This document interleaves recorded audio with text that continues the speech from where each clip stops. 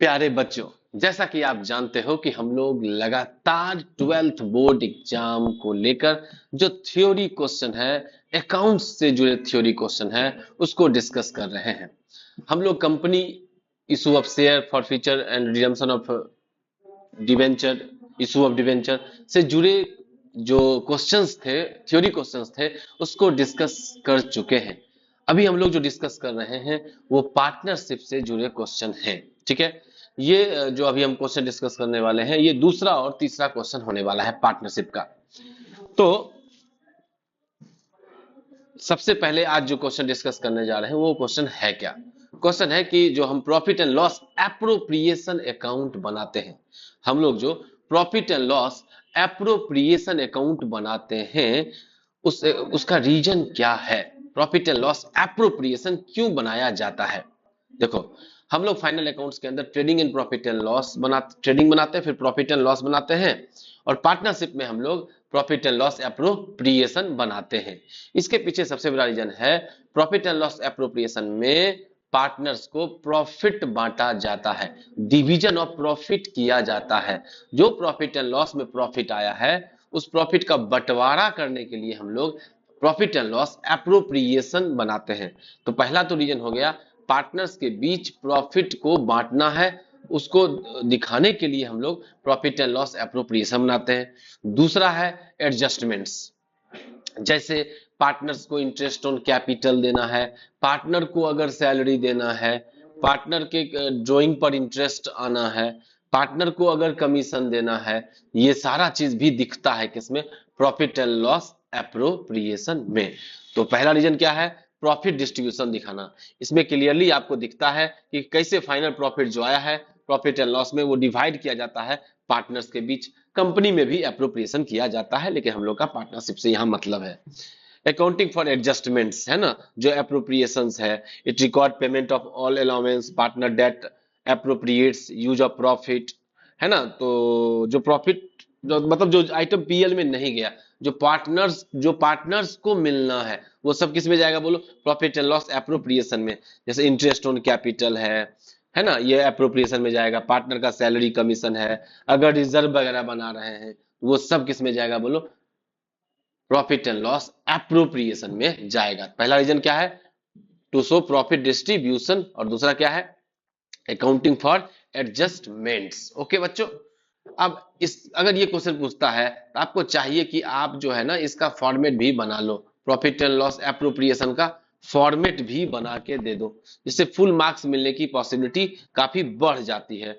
तो प्रॉफिट और loss appropriation का ये फॉर्मेट हो गया फॉर द ईयर एंडेड। जो इसके ऊपर क्या बना होता है? Trading and profit and loss. तो ट्रेडिंग बनाया, उससे ग्रॉस प्रॉफिट आया जो कि पीएल में गया, पीएल से नेट प्रॉफिट आया, उसको उठा के हम लोग यहाँ पे डालते हैं बाय प्रॉफिट एंड लॉस का, वो नेट प्रॉफिट आ गया।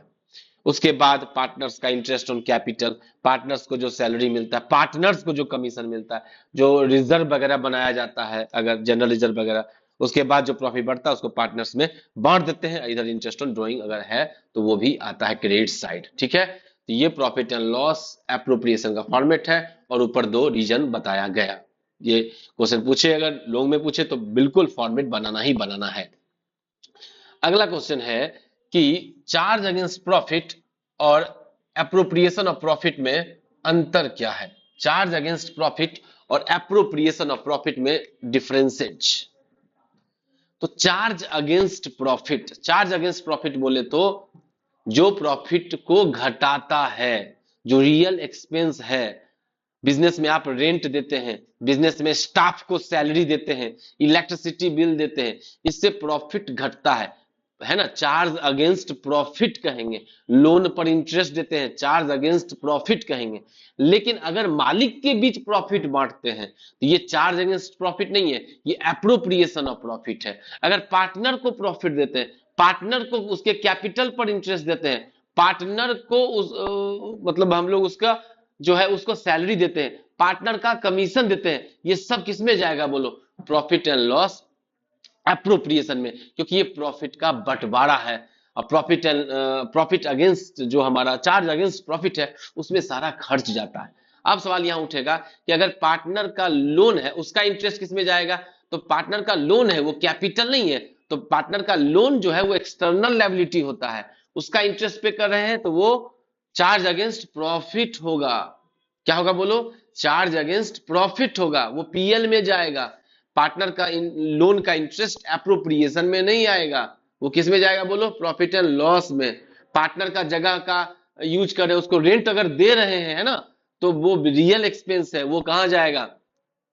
प्रॉफिट एंड लॉस में जाएगा, एप्रोप्रिएशन में नहीं जाएगा। एप्रोप्रिएशन में प्रॉफिट का बंटवारा होता है, इसमें पार्टनर के कैपिटल का इंटरेस्ट जाएगा, इसमें पार्टनर का सैलरी जाएगा, इसमें पार्टनर का जो हमारा कमीशन है वो जाएगा, और प्रॉफिट जो बटेगा वो जाएगा एप्रोप्रिएशन में।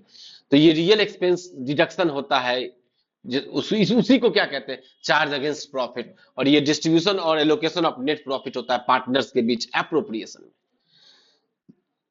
जो भी चार्ज अगेंस्ट प्रॉफिट है वो प्रॉफिट एंड लॉस के डेबिट साइड जाता है, और जो भी एप्रोप्रिएशन होता है वो प्रॉफिट एंड लॉस एप्रोप्रिएशन के डेबिट साइड जाता है। ये पे करना ही है, रेंट आपको देना ही है, इलेक्ट्रिसिटी बिल आपको देना ही है, चाहे फर्म में प्रॉफिट है या लॉस है। जबकि एप्रोप्रिएशन तभी होता है जनरली जब प्रॉफिट होता है, प्रॉफिट होगा तभी तो प्रॉफिट का बंटवारा किया जाएगा ना।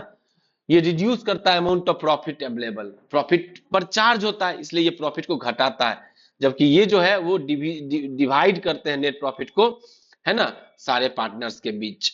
ये डिवीजन होता है, ये प्रॉफिट को घटाता है। इसमें एग्जांपल दे रहा है interest on partner loan. Interest on partner loan जाएगा प्रॉफिट एंड लॉस में, जबकि इंटरेस्ट ऑन कैपिटल जाएगा किसमें जाएगा बोलो? Interest on capital appropriation of profit में। रेंट टू पार्टनर है, अगर मैनेजर कमीशन है, ये सब खर्च है, चार्ज अगेंस्ट प्रॉफिट है। और जो भी प्रॉफिट का बंटवारा जैसे इंटरेस्ट ऑन कैपिटल, पार्टनर्स का salary, commission, transfer to reserve drawing, ये इंटरेस्ट ऑन ड्राइंग, ये सब प्रॉफिट एंड लॉस एप्रोप्रिएशन में जाएगा। ठीक है बच्चों, तो हम लोग मिलते हैं फिर नेक्स्ट लेक्चर में नए क्वेश्चंस के साथ। आप सब ध्यान लगा के पढ़िए, है ना, एग्जाम का दिन काफी नजदीक आ रहा है, तो सारा समय पढ़ाई को दीजिए, रिवीजन कीजिए। अब नया पढ़ने को मत जोड़िए, पुराना जो भी पढ़े हैं वही अपने आप में आपका 100 मार्क्स ले आएगा आपके लिए, है ना। उसी को बराबर रिवीजन कीजिए, उसी पे मेहनत कीजिए। चलो मिलते हैं हम लोग नेक्स्ट लेक्चर में।